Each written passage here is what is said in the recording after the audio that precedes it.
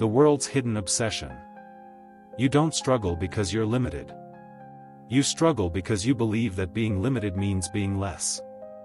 We live in a world that glorifies the boundless. A world that worships speed, scale, and endlessness. From the moment you open your eyes in the morning, you're bombarded by messages that whisper, do more, be more, have more.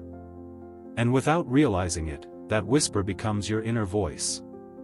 It becomes the silent standard that tells you that enough is never enough.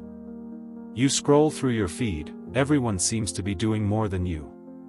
Someone just launched a business.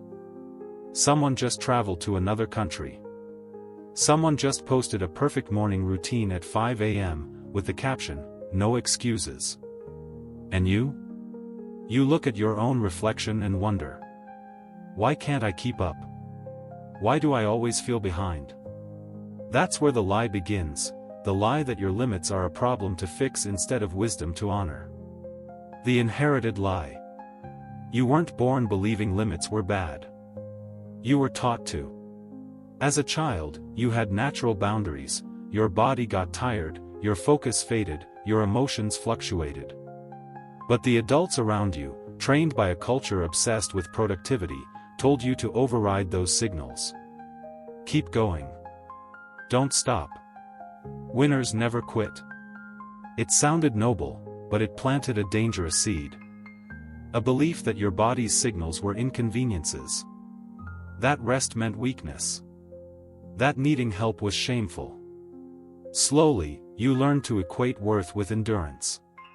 You began to measure your value in hours, output, and exhaustion. And so began the great unlearning, the lifelong battle between your natural rhythm and the world's unnatural pace. The invisible burden. Every generation inherits certain myths. Our ancestors carried stories about survival. Our parents carried stories about success. We carry stories about limitlessness. We're told that technology has erased boundaries. That there's always more time, more potential, more opportunity. But there's a cost to living as if the human body has no limits. Because your body remembers what your mind tries to forget. You can silence fatigue with caffeine. You can ignore anxiety with distraction. You can drown doubt with dopamine hits. But eventually, silence becomes noise. You start waking up tired even after 8 hours of sleep. You feel restless even in moments of stillness. You crave peace but fear slowing down. That's not failure, that's feedback. Your limits are trying to get your attention. The mislabeling of weakness. Let's talk about weakness, the most misunderstood word in human language. Weakness isn't breaking down. It isn't asking for help. It isn't feeling lost. Weakness is pretending you don't have limits. It's lying to yourself that you can handle everything. It's wearing strength like armor until it becomes your cage. You don't have to outrun your limits, you have to outgrow your fear of them. Because fear is what turns limits into suffering. When you resist what is, you multiply your pain. You start seeing every wall as an enemy, every boundary as failure. But what if that wall wasn't meant to block you? What if it was meant to guide you? The quiet genius of limits. Here's something the world won't tell you. Limits are not punishment, they are design. Think of a musical instrument. A guitar only has 6 strings. A piano has 88 keys. A drum has a fixed shape. If those instruments had no limits, there would be no music. Just noise. The beauty of art exists because of boundaries. The beauty of your life exists for the same reason. Your time, your energy, your emotions, they're meant to be finite. Because finiteness creates focus. Limits give birth to meaning. Without death, life loses urgency. Without darkness, light loses brilliance. Without limits, effort loses purpose. The truth is, you don't struggle because you're limited. You struggle because you resist the structure that gives your life shape. The paradox of progress. Every revolution in human history began with a limit. The Wright brothers didn't have advanced engines, they had scrap wood, bicycle parts, and imagination. Marie Curie didn't have resources, she had constraint and obsession. Steve Jobs didn't have endless budgets, he had simplicity and focus.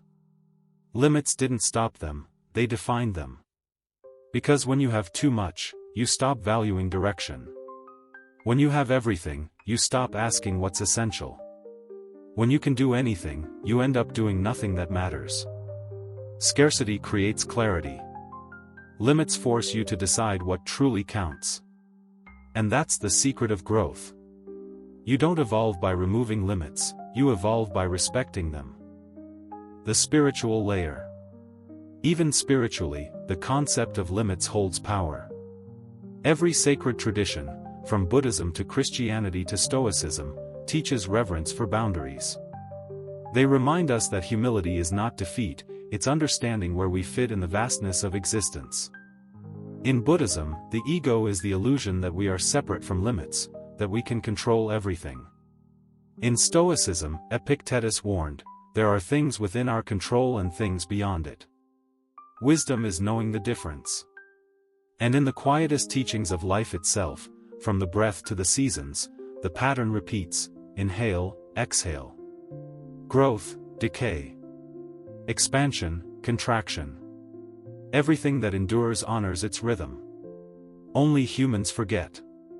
The crisis of modern living. Look around you, the world is drowning in its own ambition. We have more tools than ever, but less time. More knowledge, but less wisdom. More connection, but less depth.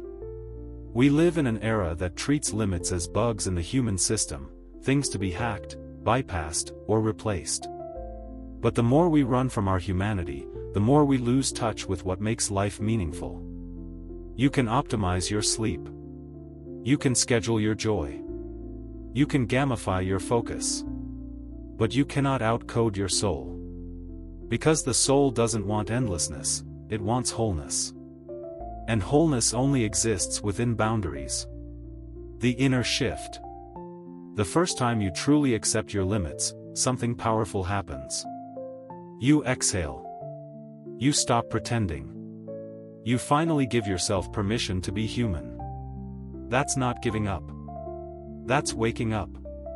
It's the moment when your body, mind, and spirit align again. When you realize you don't need to hold the whole world together to be worthy of it. You begin to see your limits not as failure, but as the fingerprint of your individuality. Your boundaries are what make you you. No one else has your exact emotional capacity. No one else has your exact pace. No one else has your exact threshold. The hidden power of stopping. Most of us are afraid of stopping, of slowing down, of stepping away. We equate pause with loss. But sometimes, stopping isn't falling behind, it's realigning with what truly matters. There's a story of a group of explorers in Africa who, after walking tirelessly for days, suddenly stopped in the middle of the trail. When asked why, they replied, "We are waiting for our souls to catch up." That's what honoring limits is. It's waiting for your soul to catch up with your speed. Because growth isn't always about acceleration. Sometimes, growth is about integration, letting what you've already learned sink in. The first step toward freedom. So here's the invitation. The next time you hit a wall, don't see it as the end. See it as an instruction. Your fatigue might be telling you to rest. Your fear might be showing you where courage belongs. Your limits might be pointing toward help, community, and grace. This is not weakness. This is intelligence. Because the truth is, strength without wisdom is just stubbornness. But wisdom, born from knowing your limits, that's evolution. And that's where real freedom begins. Closing reflection, Part 1. You don't struggle because you're limited. You struggle because you see limits as weakness. But what if your limits were not here to shame you? What if they were here to shape you? What if the very walls you've been fighting were actually guiding you toward the life that fits you best? Not the life that's limitless, but the life that's yours. Because maybe strength was never about stretching forever. Maybe it was always about standing fully, within your human shape, and saying, "This is enough. And I am whole." Modern culture sells a seductive lie, that you can be anything, do everything, achieve without end. No limits becomes the mantra of ambition. But here's the truth, limitless is a myth. Your time, your energy, your focus, all finite. Every yes you say is 1,000 silent no's to something else. And yet, we chase endlessness as if it's freedom. We fill our schedules, push our bodies, stretch our emotions until they fray. We think exhaustion is proof of commitment, that burnout is the cost of greatness. But psychology tells a different story. Studies on performance and well-being show that the most successful people don't try to eliminate limits, they master them. They know how to prioritize, how to rest, how to say no. Because limits are not obstacles, they are structure. Without limits, there is no direction. Without boundaries, there is no form. A river without banks is just a flood. Here's where it gets interesting. Human beings are wired for limits. Our brains need them to make sense of the world. Neuroscientists have found that constraint actually increases creativity. When people are given infinite freedom, their ideas scatter. But when they face restrictions, limited time, limited tools, limited space, they focus, innovate, adapt. It's why some of the world's greatest inventions and works of art were born out of scarcity, not abundance. Limits force us to ask, what truly matters? They filter the noise. They demand clarity. Think about it, the artist who only has 2 colors finds harmony faster than the one with 50. The writer with 1 hour a day finishes a book faster than the one who has all the time in the world. The entrepreneur who can't afford to waste time on distractions builds lean, smart, resilient. Limits don't confine genius. They define it. We think strength means carrying everything alone. But real strength isn't independence, it's interdependence. Your limits reveal where help belongs. Where connection begins. Where community is needed. Every human life is designed to be shared. You are not meant to do it all. You are meant to know where you end, and where others begin. That's why your limits are not signs of failure, they are invitations. When you admit you can't do everything, you give others permission to step in. When you accept that you need rest, you give your body the space to recover. When you understand that you can't control it all, you open yourself to grace. Strength is not the absence of limits. Strength is the wisdom to use them well. This truth isn't new. It's ancient. The Stoics understood that peace came from knowing what was within your control, and what wasn't. Epictetus wrote, "Freedom is the only worthy goal in life. It is won by disregarding things that lie beyond our control." Buddhism teaches the same through the idea of dukkha. Suffering arises when we resist the natural flow of things, when we fight against impermanence and boundaries. Even in nature, limits are sacred. A tree that grows too tall without strong roots collapses. A star that burns without restraint destroys itself. Balance is not weakness, it's wisdom written into the universe itself. So why do we think we're the exception? Why do we treat our exhaustion as proof of our worth, instead of evidence that we've forgotten how to live in rhythm with what we are? Your limits are not punishment, they are guidance. They show you where your growth begins. Every frustration, every boundary, every "I can't" is a teacher pointing to something deeper. Maybe your exhaustion isn't proof you're failing, maybe it's proof you've outgrown your current pace. Maybe your fear isn't weakness, maybe it's a signal that something sacred is on the other side of that fear. The gift of limits is that they show you who you are, and who you need. They humble you. They root you. They connect you back to your humanity. So how do we live this truth? How do we stop seeing limits as walls and start seeing them as wisdom? Shift your story. Stop saying, "I can't." Start saying, "Here's where I can grow." Limits don't end your story, they begin your next chapter. Redefine strength. True power isn't in pushing endlessly. It's in knowing when to pause, when to delegate, when to rest. Seek collaboration. Your limits are signals pointing to others' strengths. That's why community exists. Greatness was never meant to be solo. Honor your rhythm. Rest is not a reward. It's a responsibility. You are not a machine, you are a being designed to move in cycles. When you embrace these truths, your life stops feeling like a battle and starts feeling like a balance. Here's the paradox. When you finally accept your limits, you discover you're freer than ever. Because now, you stop trying to be infinite.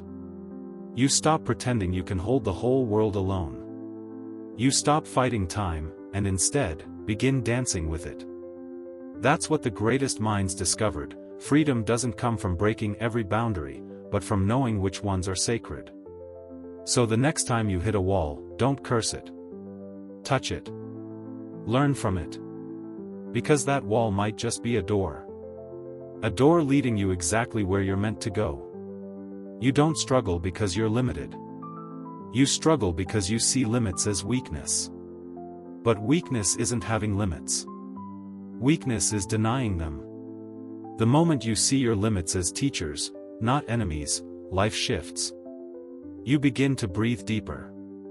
You begin to work smarter. You begin to connect stronger. Because strength was never the absence of limits, it was the wisdom to use them well. And that, brother, is freedom.